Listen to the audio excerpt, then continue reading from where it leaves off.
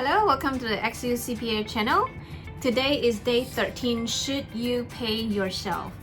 Now, a lot of business owners ask us during this time, should I pay myself? Should I issue myself a bonus as the holiday season approaches?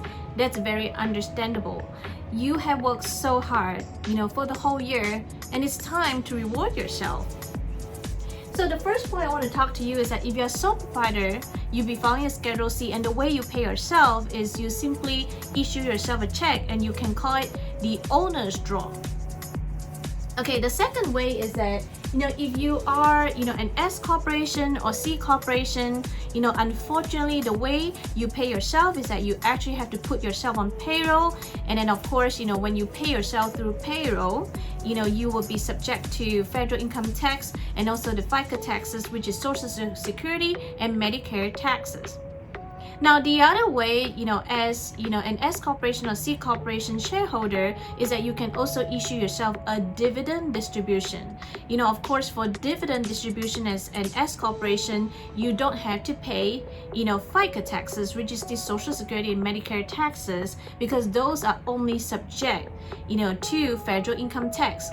So the third point is then there's a catch, as a business owner, you're supposed to issue a reasonable comp. So what does that mean? If you want to find out more, you can actually watch this video that we have recorded for you a while back.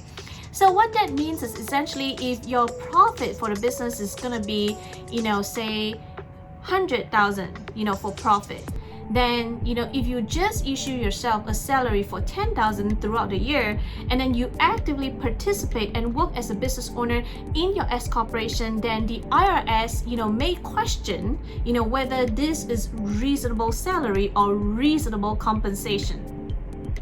The last point, I know that business owners actually always wonder, if I'm gonna have to pay FIT, federal income tax, Social Security, Medicare, then what really is the benefits, of me issuing a salary, because it's gonna trigger, so much taxes. Now, don't forget, the payroll taxes, the payroll that you issue yourself, let's say in a scenario where you have retirement, plan, you have, the SEP, we call it SEP IRA account, the ability for you to contribute for retirement is also dependent on your W-2 amount. Let's say if you have an S corporation and you have a SEP account, if your salary is 100,000, then 25% of it, you can contribute as your retirement contribution, which would defer and reduce your tax liability as well. And the best part of it is that you have a longer time period to contribute to a retirement contribution. You don't have to do it now.